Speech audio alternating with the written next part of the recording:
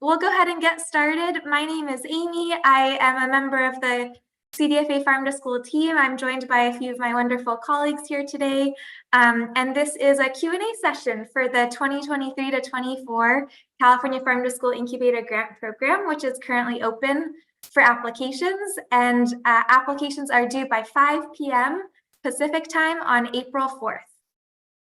So just wanted to let you all know, which you probably saw when you entered this call, this session is being recorded, and the recording will be posted on our grant program webpage following the call.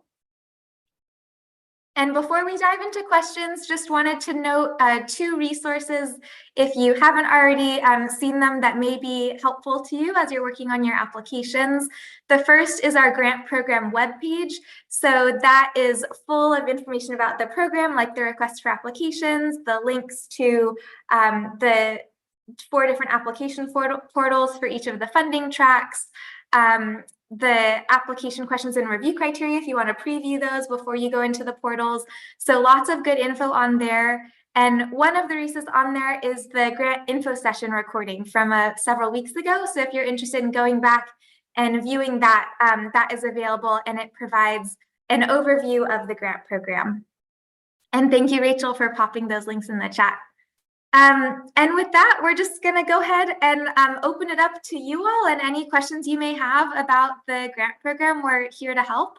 So please feel free to either use the raise hand function that I see Nathan and Amanda are using if you have a question, and we'll kind of go down in the order I see hands. Or if you'd prefer to put questions in the chat, please feel welcome to do that as well. And once we go through the hands, we'll move over to the chat box. So Nathan, yours is the first one I see. Welcome. Hey, Jackie. Yeah, thanks again. I think this is my 3rd one.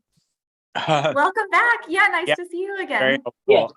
Quick question. So I have a client that I'm helping with this grant opportunity, and he's interested in getting a mobile office, purchase a mobile office as part of this to kind of grow the business and staff that he needs to be able to do more farm to school activities, specifically, aggregation and, getting a product to the schools. So I just want to double check. I got a vague sense of whether that was okay or not on the RFA, but what is your take on that scenario? And just to be transparent, we're talking about a mobile office for purchase in the range of like 30 to 40K. Yeah, great question, Nathan. Thanks for asking that. So I'm assuming this is track 4, is that correct? Yeah, correct. Okay. Sorry. No, all good. Yeah, thanks. So yeah, in track 4, farm to school infrastructure and equipment costs are allowable as long as it's for the purpose of achieving the grant project goals, and it's necessary to achieve those goals. So if that is for the purpose of increasing production, processing, or distribution capacity to sell the food that the producer is growing to schools, then that would be an allowable cost. And so it would be something that they could include in their proposed budget, and then explain how the cost is necessary to achieving the grant project goals. Cool. Well, thank you. Yeah, thanks. Great question. All right, the next one I see is Amanda. Welcome, Amanda. Hi, can you hear me? Yeah. Okay, great. So I have a question. I'm calling from a school district that has 1 school, and we would apply in track 1, and we meet the eligibility criteria in that we are a school food authority currently operating in the National School Lunch Program. But my question comes in around the language in the application about serving the food as part of school meals. Let me also preface this by saying we have an existing vegetable garden that we are looking to scale up. We're becoming an outdoor ed magnet. But currently, we are a vendor with a district down the mountain. We're up on the side of Mount Baldy. And so we serve the food from a neighboring district. We do not prepare it at the school. So if, you know, what we already do and would like to propose in the grant at this point is to grow food in the garden. And what we can do with our health department stipulations and so forth is have the kids as an elective pick it themselves and just wash it outside and eat it. Is that robust enough to, I mean, we have a lot of curriculum that we're building around gardening, science, food education, nutrition. But our kitchen is not at this point up to code to prepare and serve food. So the only way that we can get the food into the kids is by making it an elective, which everybody typically signs up for anyway. But yeah, I just wanted to get your thoughts on that. And I can explain more angles, but maybe that's enough for you to get started. Oh yeah, that's wonderful. Great question. I'm so glad you're joining, and thanks for showing more about your program. Sounds wonderful. So yeah, first, just in terms of eligibility, which is repeating what you already said, but yeah, if your school district is a school food authority in California that's currently operating the National School Lunch Program, then it is eligible to apply to Track 1. Okay. There are two required components of Track 1. So one is the procurement side and one is the hands-on food education side. In the procurement side, it's about procuring California grown or produced whole or minimally processed food, and then like you were referencing, for incorporation into school meals. So that is a required component of Track 1. And then the other required component, which you were talking about with the school garden, is the hands-on food education piece. So engaging students in hands-on food education that complements the school meal program. So like school gardens are absolutely an allowable activity as part of that hands-on food education piece in Track 1. But the procurement piece would also be an important part of the proposed project as well. So perhaps that might mean working with your vendor and thinking through how that could become part of your procurement work plan to collaborate with them. Okay, so that helps me clarify, because I wasn't sure after reading through the grant whether we could grow the food that we were serving here at school, or if we had to work with a local farmer and procure produce from them.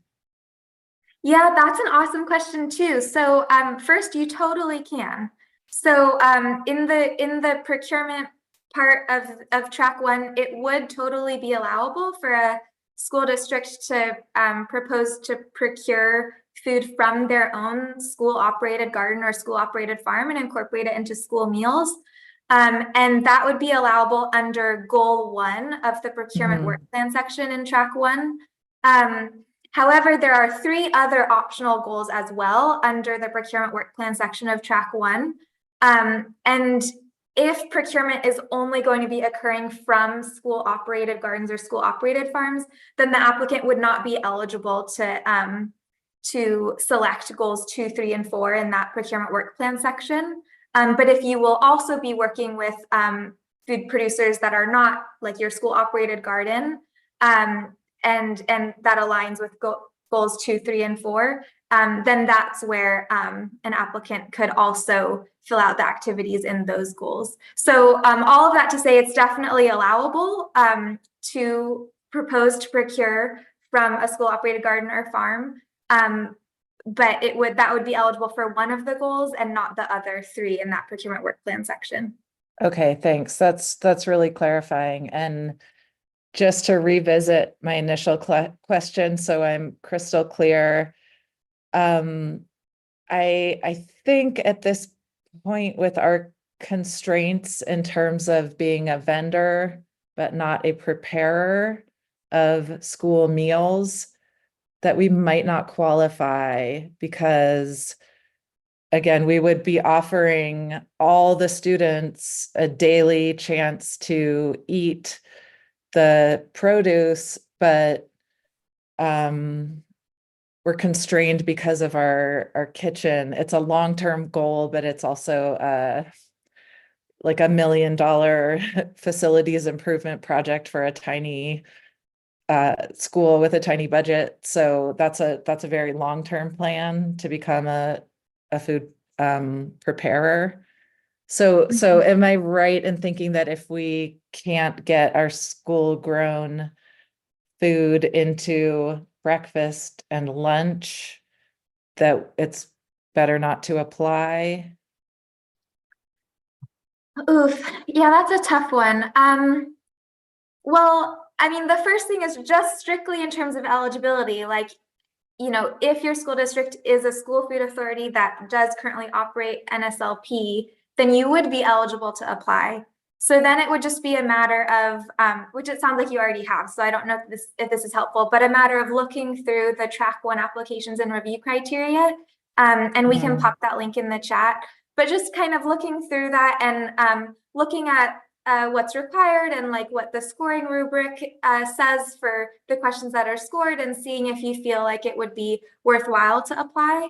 And in terms of the question about like working with a vendor, yeah, if there's like a specific question about that, we'd be happy to look into that more. If you want to email that to us at cfarmtoschool@cdv.ca.gov, like you know, if a school district is an SFA but is not the one preparing its own meals. So yeah, we'd be happy to look into that and get back to you. Okay, thanks. I'll email you a follow-up. Could you repeat that email address real quick? Or it's probably the one on online, so I can also look there. It is, yeah, it's the one on the screen, and then also Rachel put it in the chat. Yeah. Okay, perfect. Thank you so much for your time. Oh yeah, of course. Thanks for joining. I see so many hands. This is so exciting. I'm going to go to Nora next and just keep going down the line in the order I see them. Hey, Amy, it's great to talk to you. Great to see all these familiar faces on the call. I'm deep in grant writing mode, so I'm happy to get out of that and take a break to talk about grant writing. We are applying for track 2 under the school food project category. And I'm looking at question 24, which is the farm to school TA activities and timeline. And it does say, so there's the 8 project elements that you can select, and then those elements pop up. But before those elements, there is like a text box that says build California School Food Authority capacity to implement farm to school procurement programs. Below, enter the activities projects will implement to achieve this goal and the timeline for each activity. And then there's a text box. And then below that text box, there's project element 1, and then a text box for project element 1. So, and then project element 2, and then text box for project element 2, et cetera, et cetera. But that initial text box, the one above all the elements, I'm wondering if you are looking for a specific thing in that first text box. Yeah, awesome question, Nora. And thanks for pointing me right to the place in the application. That's so helpful. So, and I know it looks a little different in the online portal. This document is just the preview of it. But yeah, so it would be separate parts of your work plan. I mean, definitely connected, but separate responses that have separate scores attached to them. So the first section, and if you're doing track 2, is selecting your project goal. So this aligns with the project category you select, school food education or producer training. And then then you are putting in the text box your activities and timeline that you're going to implement to achieve that goal. And so this review criteria here, and I think it's also in the portal if that's a more helpful way to look at it. But like that is how your response in that text box will be scored. And then the project elements are separate. So we understand that Yeah, so the project elements, like if you select this project element, then a new text box should appear and you would put in the activities and timeline specifically to achieve that project element that you're proposing. And then the review criteria for each project element is similar. So it's here, and that applies to all 8 of the project elements, depending on however many you select. I see. So that first text box is, can you scroll up with the scoring? That first text box, the kind of open-ended one about how it aligns with the school food project category goal, that one is worth, that 19 points.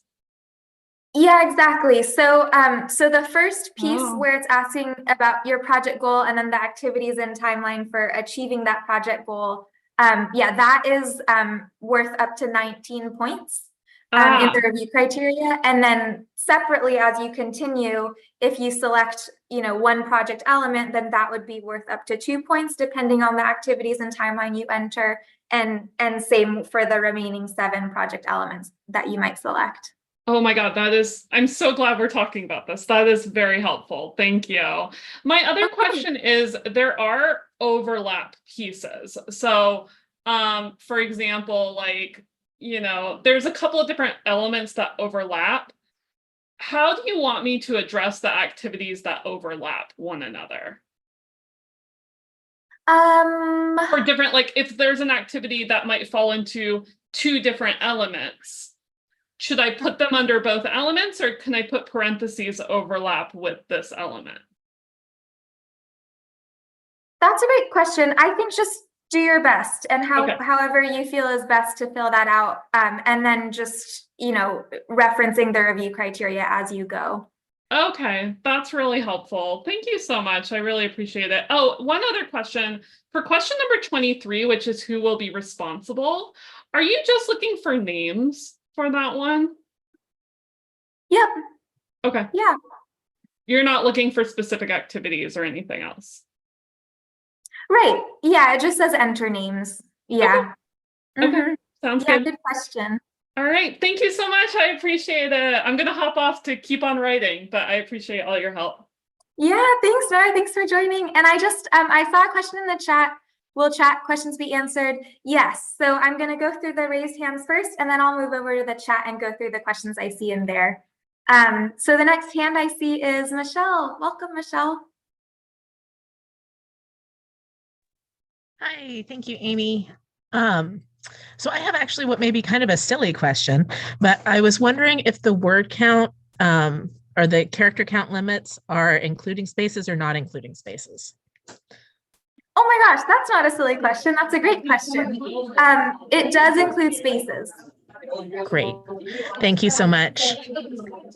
Oh yeah, of course. All right, the next hand I see is Sandra. Welcome. Hi. Okay, my question is letters of support. We're looking to create an entire community movement, and so we are partnering with the farmers market, the farmers school, the school district, as well as some contractors and the master gardeners and a few other people. We would love to include their offers for letters of support. Is there a way to do that aside from the ones for the school administrators? I'm sorry, I'm getting my words fumbled on the one where there are the required school, the school letters of support. Yeah, great question. Is this track 2? Yes, thank you for clarifying. Yeah. Oh yeah. Awesome question. So in track 2, it's a requirement to upload, just like you're saying, and I'll scroll up to it. Yes, others we'll are be using interested. nutrition services and also a letter from the superintendent. So can we do both, or do we need just one? Yeah, so in track 2, it's saying to upload a letter of support from each of the school food authority project representatives and producer, and if applicable, if you're doing the producer training category, then it would be the food producer project representatives, and that's it. So that would be the requirement for letters of support, is just making sure to upload those from these required partners from the project team section, and then there isn't a place to upload other letters of support. So there's no requirement to upload letters of support beyond these. Yes, I know there's the optional category at the end. Would it be appropriate to include those there, or should we not bother? There's the optional question at the very end of the application. Applicants are welcome to share additional info in that text box at the very end. Leaving it blank or filling it out won't impact scoring. So so it's up to you what you'd like to include in that section. Great, thank you so much. I appreciate it. Yeah, absolutely. Thanks for joining. Oh, and I see in the chat maybe that there's some feedback. So I don't know well, actually it went away. So I think we solved that together. Awesome. So let's see. The next hand on my screen is Lance. Welcome. Hey, thanks so much. Hi. I appreciate it. Oh, did you say Lance? I did. Yeah, you're Sorry. up. Hey, Go for it. thanks so much. So I'm looking over at track 1, and I'm looking specifically at goal 4 under the education work plan, and it talks about food sovereignty, cultural relevancy, and I'm just wondering if you could give an example or two of what that could look like in a school site. Sure. Let me go to that section. Thanks. And then just while you're navigating to that too, I'm Yeah. thinking in these responses, is it advisable or can we include a narrative that gives some information or some background into what the situation, or for example, what the school site looks like, its current state, how we're looking to improve it, kind of wrapping that into the goal? So that's a great question too. Sorry, are you talking about this section or was it the hands-on food education one? I might have. Hands-on. Oh, sorry. I went to, okay. I'm jumping to, exactly. Oh, Hands-on no. food. I just Thanks. didn't quite absorb it. I think you said that though. No So worries. and again, this is a preview. It looks a little different in the portal where you select and then there are text boxes to fill out. But you're welcome to respond to these questions however you feel is best. The questions are asking you to share the activities and timeline of how and when you'll be implementing the activities to achieve the goal. And then that is what the scoring is based on. So in general, we just suggest as applicants are filling out the application to really reference the review criteria because that is how, if it's a scored question, that is how reviewers will be scoring your response. And so, as an example for goal 1, the review criteria is applicants' description of how they will increase opportunities for students to engage in hands-on food education that complements the school meal programs. Food procurement efforts is, clear or somewhat clear, unclear. So I think, really looking at the review criteria while you're filling out the application, including this section.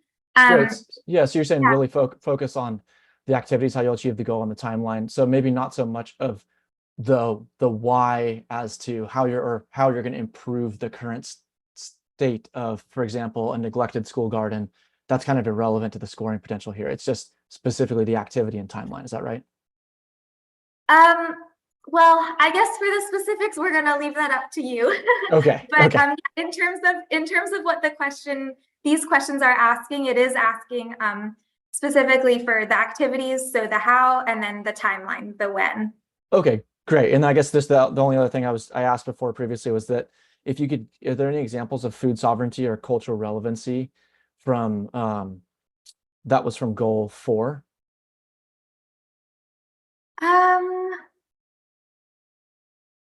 Well, we do have on the website, there are the previously funded projects are located at the bottom. So if you go to this webpage, cdfa.ca.gov/CAF2S grant. Sure. And then 2021, if you click that drop down, there's this link to the 60 grant projects that were awarded there. And then similarly under 2022, there is this link to the project summaries for the 120 projects that were awarded. Right. So that could be something to explore to see if there are projects from prior rounds that have incorporated those types of activities in their work. Okay, great. Yeah, that'd give a little more context to the language there too. Okay, thanks. Yeah, no problem. Awesome questions. Thanks for joining. Thanks. All right, next up, Claudia, welcome.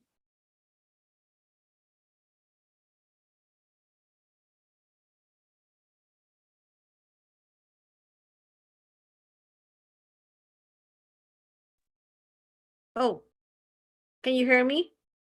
Yes, I can. Okay, I'm sorry. I don't know. It's a delayed button situation I had. Thank you so much, Amy, for answering the questions. I have two questions. If we contract, so for track 2, for the producer training technical assistance, if we do happen to work with UCANR to develop some of our producer training, would we put them as project team, subawardees, contractors? So I'll let you answer that question first and then a follow-up question to that. Thank you. Okay, awesome. Yeah. So I'm just going to go to the project team section. There's this question. It's, I think it appears across all 4 tracks. It might be a different number, but it's in the project team section. It's a question about additional team members, including proposed contractors. So if your team includes additional team members beyond whatever is required above in your track, then this would be the place to include them. And it just asks to share the name, title, and 2-sentence description of their involvement in the project. And then if you're proposing contractors in your project, then another place to include contractors is in the contractual cost section of the budget as well. Okay. Maybe this is something that was asked before. Do we need letters of support from the contractors or not? No. Okay. You do not. And, you know, unless the contractor is also one of your required partners over here, where you do need to submit a letter of support from them. If it's a different contractor from these required project team members that is in this section, then you wouldn't need a letter of support from them. Oh, okay. That's super helpful. And then, okay. And for these contractors that are going to do the work for us, how UCANR provides the information is based on their hours. How detailed should we be about providing the actual work along with the actual work that they would do and the hours that they will spend? Like, how detailed should we add that as part of our budget? Oh yeah, awesome question. So the contractual costs kind of has a prompt for how to describe what the contractual costs are that you're proposing. So the first piece of it is to list the contractors or the types of contractors that the amount you're proposing under contractual will fund.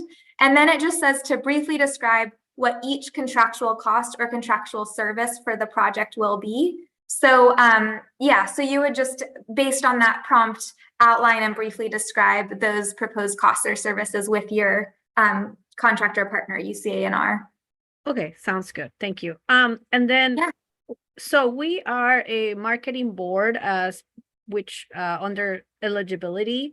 I don't know if you guys require our board chairman or a board having a letter of support for the grant and for the work that we'll be doing. Do you require that as part? And if you do, where should we add that letter of support?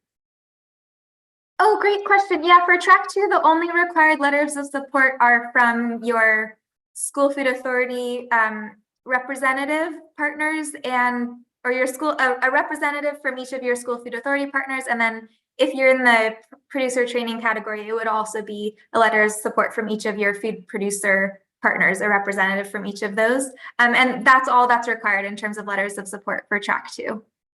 Okay, so you don't need to have anything from our board. Okay. No, there is a question. It's not a scored question, but it's, and this is across all 4 funding tracks. In the additional applicant info portion of the application, it asks for the grant agreement signing authority, contact info, and name and position title. So that would be if the project is awarded, which, you know, who would be the person who has signing authority for the grant agreement. Okay, sounds good. That's it. Thank you, Amy. Awesome. Yeah, happy to help. Thanks for joining. Let's see. Claire, welcome. You're up. Hi, thanks, Amy. Actually, Claudia's questions helped me a lot. But so we're gonna apply for track 2 producer training as well, and we're gonna work with one of our nonprofit educational farms to host. They're gonna host field trips for kids, and we're gonna help our farmers make videos to educate the kids about farming and do worksheets and things like that. So the producer letter that I would get support would be from that farm, City Farm Slow, and but we'll also be doing technical assistance with other farmers for food safety things and this kind of like educational things. Do I need letters from those farmers as well that are going to receive technical assistance, or just the main farming partner? Oh, I see. Awesome question. Yeah, thanks for sharing about that and asking. So first, for producer training, in terms of the minimum partnership requirement, on the producer side, it would be at least one California food producer. Okay. But if you're going to be partnering with more for your project, then that is okay too. And you would just list the names of your California food producer project partners in this question. It looks like it's number 7. And then when you get to the project team section and letters of support, it says that each of the California food producer partners you listed in that number 7 above must provide a project representative from their organization. And so that is where you would list them in this number 10 section. Okay. And then the next kind of following question is this letters of support, which says each of the food producer project reps that you listed above in number 10 would be required to submit a letter of support. So it would be up to you to determine in number 7 who your food producer partners will be, and then to align the following questions with that based on how you respond to number 7. Okay. Great. And then in terms of the other question I had was similar to Claudia's. We're working with City Farm. We're going to partner with City Farm, so contract them to do their portion of the project. So I'll just put that in the budget and outline the different line items for that for their work. And for their staff time that they're using, is fringe allowable for contractors, or is it not? Fringe benefits. Yeah, I think so. I mean, if it's part of their contractual cost and it's necessary for achieving the grant project goals. Mm-hmm. Yeah. Okay. Yeah. And it's better to put them as a contractor rather than a mini grant recipient. That's a great question. That would be up to you based on like your organization's procedures around stuff like that. Yeah. Okay. But yeah, mini grants are also an allowable cost. Okay. Mm-hmm. Yeah. Great. Sorry, I don't know if that was too helpful. Yeah, that's okay. Okay. And the last question was the letters of support. Is there a template that you want us to use, or do we just, include the information that you want? Yeah, really great question. So the only track that has a required letter template is track 4. There's a letter of intent template on the webpage for track 4. But yeah, for the other tracks and for track 2, there's no template or like guide for the letters of support. It's just required that you submit them. So it would be up to you and your partners, like how they're formatted and stuff like that. Okay. Great. Thank you so much. Yeah, no problem. Awesome questions. Thanks for joining. All right, next hand I see is Janice. Welcome, Janice. Thanks, Amy. Appreciate this time. I have 2 questions and a clarification. This is for track 4. I'm working with a farmer, and this concerns the gross annual income for the past 3 years, and we are taking those off of the tax returns. And so my question is, are we looking at years 2020, 2021, and 2022? Or are you expecting that we're looking at years 20 for, tax returns, which they have not filed and won't file before April 4th, 21, 22, and 23? Oh yeah, awesome question. yeah, in terms of like interpreting that question and responding to that, we're leaving it up to the applicants in track 4, as long as it's, you know, responding to that question about, yeah, it's like, what is it, annual gross cash farm income over the prior 3 years, the average. It would just be however the applicant interprets that, and however it's, you know, the way they're calculating it according to their operations. Yeah, we don't have like guidance on how to calculate it beyond what the question is asking, unfortunately. Or yeah. Well, that's interesting. Okay, well, I think so. If we just stick with what we've filed for our tax receipts for that would be 2021 and 22, then that's going to satisfy the review committee. Well, yeah, it's all like, we don't ask how it was calculated, so it's all just you know, it's all just like something that the producer applicant is self-reporting in response to that question, based on how they're able to calculate it for their operations. So yeah, we're not asking for the justification of how they calculated it. Right. Okay. Then the other question is, in selling to a school district here, it actually goes through a food hub. And so the farmer sells to the food hub, the district purchases from the food hub that produce. And I'm wondering if we need a letter of intent from both the food hub and the school district, or if we just need it from one of them. Yeah, that's a really great question. So they would need the letter of intent from the director of the school district's meal program. They would not need a letter of intent from the food hub. So yeah, in track 4, it doesn't have to be direct sales from the producer to their school district partner. It's definitely okay in track 4 for the sales to the school district to be through a distributor or food hub. So the same partnership requirement applies. So the track 4 applicant needs to partner with at least one of the eligible partners, which is like, for example, a school district in California, that's an SFA that operates the NSLP. So, and then it would be so the same letter of intent requirement would apply even if they're selling through a food hub, where the director of that entity's meal program needs to be the one signing the letter of intent. And the producer submits that letter of intent with their application. But yeah, if it's not going to be direct sales, but their producer still knows that their partner entity is the one who's going to be purchasing the product, then that's okay.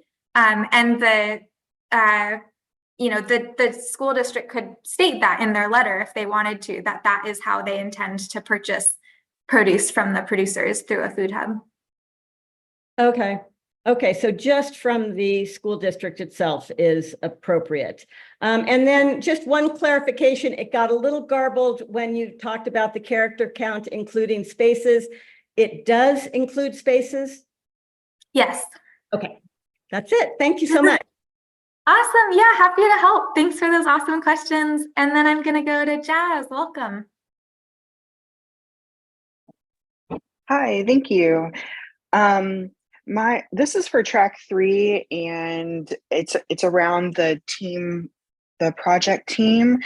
The descriptions go more towards like a higher position, but this is a small childcare development center. And so, for example, for like the food procurement lead,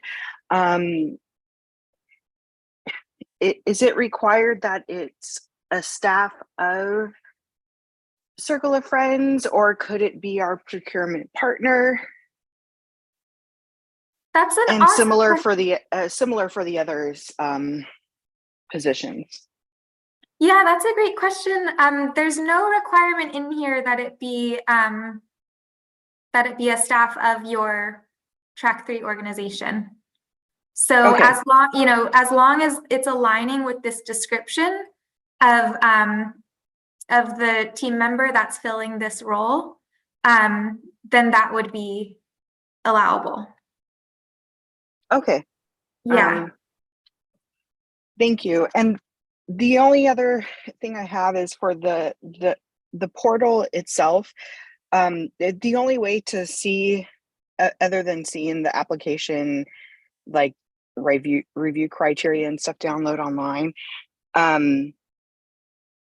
you have to actually enter the information and save it. Once you do, are you able to go back to a previous section? Yeah, you should be able to, save your work and then keep working on it until you're ready to submit. Once you submit, you won't be able to edit, but until that point, yeah, you should be able to keep moving back and forth between the application pages and working on your responses. Okay, thank you so much. Yeah, awesome. And then the other thing too is, even though it's formatted a little differently from the application, if it's helpful to refer to this document, I'll put this link in the chat. And this is a preview of all the questions in the scoring criteria. So that's a resource in case it's helpful. Okay, yes, I've been using that and then the download off of the portal. Oh yeah, good idea. To start into, yeah. Yeah. Thank you so much. Yeah, thanks, Jazz. Great questions. Tamara, welcome. You're next. Hi, Amy. Thank you very much. Thanks so much for answering our earlier questions about fiscal sponsorship. This is for a Track 2 education partnership grant, and I had just a couple of questions. One is, again, about fiscal sponsorship. So we're in the process of applying for independent 501c3 status, and I'm wondering if we, let's say we are fortunate enough to receive a grant from CDFA, and then we get our 501c3 status approved subsequently, will we be able to switch like management of the grant from our fiscal sponsor to us ourselves if we exit from fiscal sponsorship during the grant period? Do you know, or? That's such a good question. I know. I'm so sorry because you waited all this time to ask your question, but if you don't mind emailing it to us, I think that might be an easier one for us to answer over email. No worries. Yeah. No worries. I have some more direct questions. So one is for getting a letter of support from our school food authority representative. Since we're an education project, is it okay if our SFA representative is from the educational side of a school district? Does it need to be from the food service side, or we'll be working with the education side since it's the education, since it's an education assistance proposal? What would you prefer? That's such a good question. So yeah, if you're applying to Track 2 in the education project category, then for number 9, it says that if your proposed project is in the education category, the SFA rep should be responsible for ensuring collaboration with educators. This role is typically filled by a chief education officer, similar position. So yeah, it doesn't have to be the food service director. I missed that entirely. Thank you. And then my other question was for number 24, which is like the work plan. It's clearly laid out in this document that you're showing us. When you go to the actual application, there's nothing to fill out and there's nothing to upload or anything. It's just kind of, it says what to do, but you can't do anything. So I tried it in both Safari and Chrome, different browsers, and there's nothing there to access. So I'm wondering if that is going to change, or should we create a table that somehow we'll be able to upload? Yeah, well, first, we'll have to look into that. But some of the questions are like only appear once you've responded to a prior question. So it could be that that's what's happening. Oh, I see. Because the activities and timeline questions are based on the project category that you select, school food, education, or producer training. So I forget which question it's like conditional upon. Like once you answer to a previous question, all of these should appear. Okay, let's hope so. And I think the project element question, if you select any of the project elements, then those like text boxes to fill it out will appear. So yeah, it's intended to be set up in that way. So like only the things that you need to fill out or want to fill out appear. But if that's not the case, please let us know, because that would mean there's an error. Okay, we'll try Yeah. that sooner rather than later. Then that's okay. That's why we were trying to go through this all. Okay, thanks very, very much. I really appreciate it. Thank you. Yeah, and please send us that other question so we can make sure to get back to you. Perfect. Thanks. Yeah. Thank you. Okay, next up, Khan. Welcome.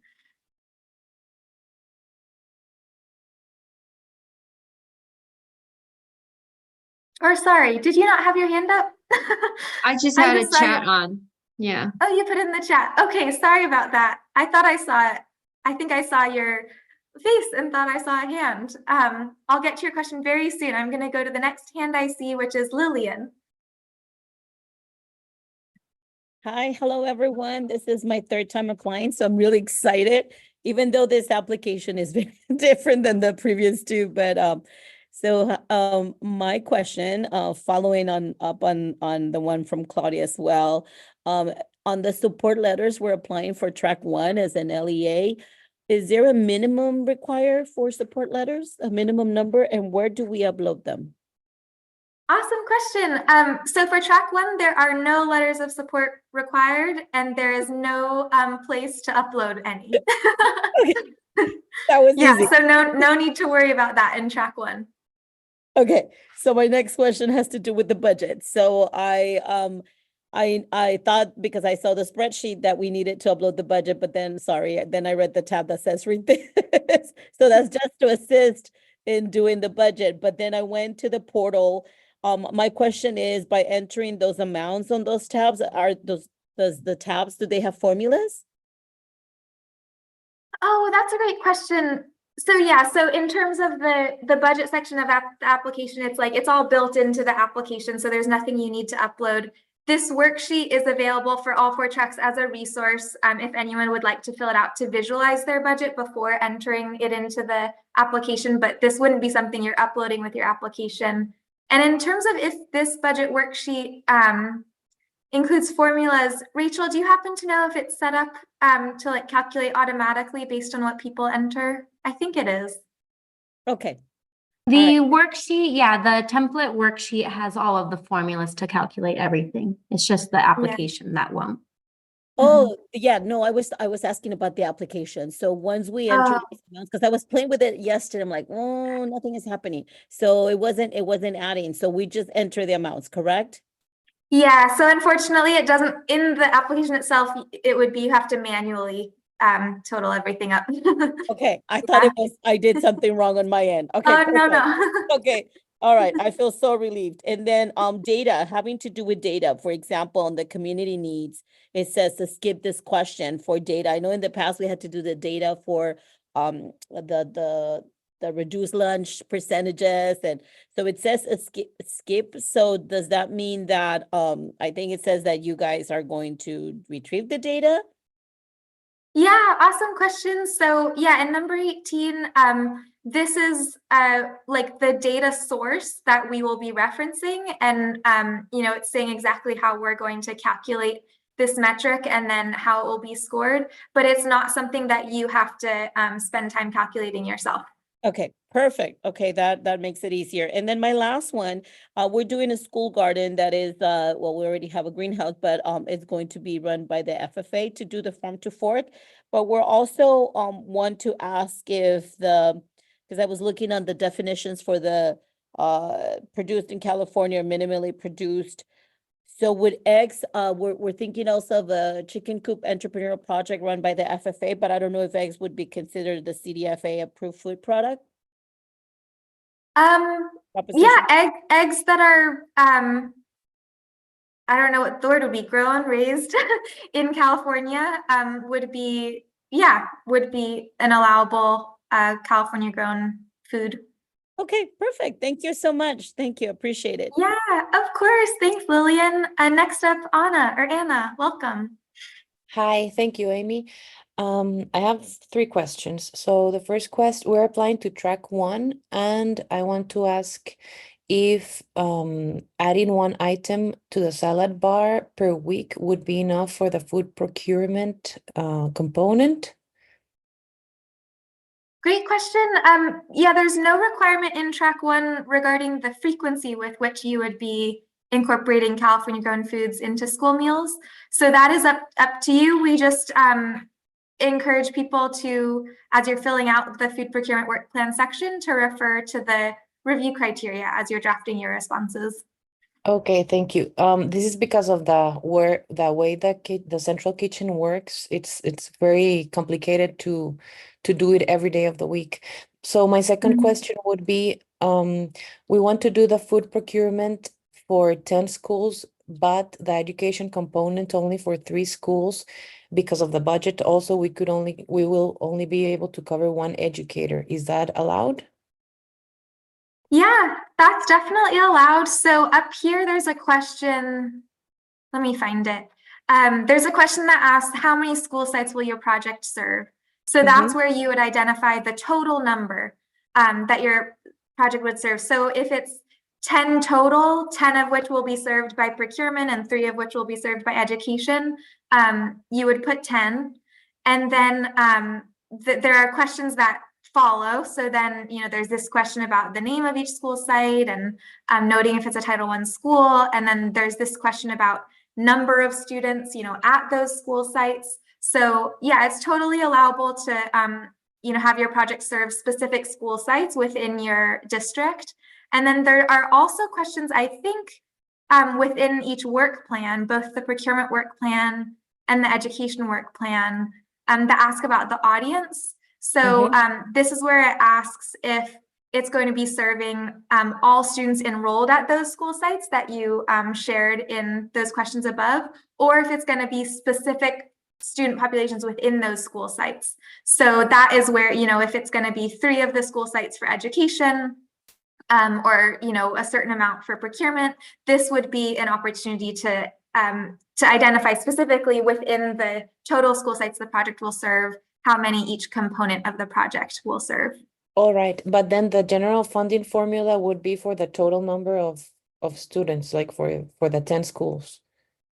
Yeah, the funding formula would be based on the students enrolled in the total number of school sites that the project will serve. Okay, perfect. And then my final question is that I just learned that the farmer that we are partnering with, he also wants to apply to track 4. Would that be a conflict? No, that's totally allowed. Yeah, a school district could apply to track 1 and a farm that they're working with could apply to track 4, and the school district could write a letter of intent for the farmer's application, and that's all okay. One thing to keep in mind if partners are applying to different tracks is just that projects can absolutely be complementary, but they should also be able to stand on their own, since it's a competitive grant program, just in case one gets funded but the other does not. And then another thing to keep in mind is just that proposed projects shouldn't duplicate the proposed costs. So they shouldn't be proposing the same exact thing in case one gets funded but the other doesn't. So those are just a few things to kind of keep in mind. But yeah, in general, that's totally okay for yes. What you were asking is totally okay. Great. Thank you so much. That was it. Yeah. Okay, great. Yeah, awesome questions. And next up is Emilio. Welcome.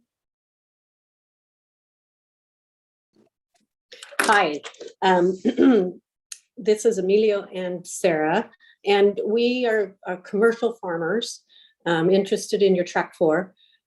We've been selling wholesale and find that we really have to reinvent ourselves and would like to go direct. So we literally this week found your information, didn't know anything about it. So I realized we're really behind on the application process, but we're wondering if this is even applicable to us because of that fact that we aren't set up with the majority of the things that we would be interested in doing haven't yet been instituted on our farm. Does that make sense? I think so. Could you explain a little bit more about that last piece that you mentioned? Well, just that we've been monocropping and we want to diversify and we want to have something that we're passionate about, and the school system kind of it fits into that idea of a reason for us to be producing and to have a connection with who's consuming. So we would expand what we are currently doing in order to have more to offer to the schools according to what the school needed. Awesome. Yeah, thanks for sharing that. So first thing is there's still time to apply. The deadline is April 4th. So there's still a few weeks left if you're interested. And yeah, track 4 is food producers are eligible to apply to track 4. There's no requirement that you're already selling to schools. The requirement is instead that you're able to demonstrate evidence of an established relationship with schools. And so an eligible partner includes a school district, a charter school, a tribal school, or a county office of education that is a school food authority currently operating the National School Lunch Program, or a child care center in California that's currently participating in the Child and Adult Care Food Program. So any of those would be an eligible partner, and at least one of those would be required. And then part of the application is to submit a letter of intent from the director of the school meal program at the partner entities that you list. So for example, if you list a school district as your partner, then you'd be required to submit a letter of intent from the director of that school district's school meal program that states an intent to purchase the food that you grow for their school meal program. And we have a template, a letter of intent template on the webpage in this section under application resources for that piece. So in terms of demonstrating the relationship, that would be the requirement. And you know, as long as you currently produce food, there isn't a requirement that you're already selling the food you grow to schools before you apply. Okay, could you repeat again what program the school needs to be involved in? Yeah, definitely. And I can pull it up too in case that is helpful.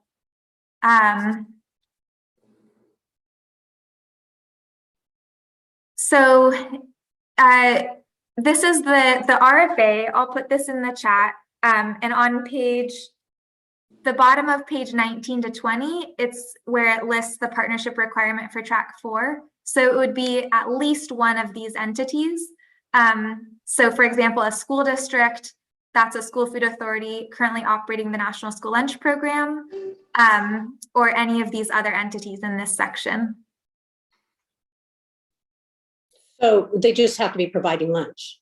They don't have to be in a specific program. So they would have to be operating the National School Lunch Program. Right, okay, national. Yeah. All right, so it requires our having a conversation with them and asking them if they would like to partner with us. Is that correct? Yeah. Okay. And I'm going to assume that somewhere down the line, once you've gotten the grant, that you have answers for all the ways that we figure out that contract between the school and ourselves, so that we have, you know, stability in knowing what kind of return we have on our investment. Is that right? Some Great support question. from the grant end? We do have, so our team includes wonderful regional staff, I think some of whom are on this call, located throughout the state. And some of them, their role is a regional producer engagement specialist. So their role is to help food producers throughout California to, you know, build relationships with the school food market and work with schools. So they would absolutely be available to help you as you're like learning how to navigate farm to school. And also, you know, for anyone who's on the call and interested in that support, that's not just available to grantees. That would be available to, you know, any producers in California that are interested in farm to school. Any other questions? Okay, I think that that's helpful for us for at least starting. I appreciate your time. Thank you.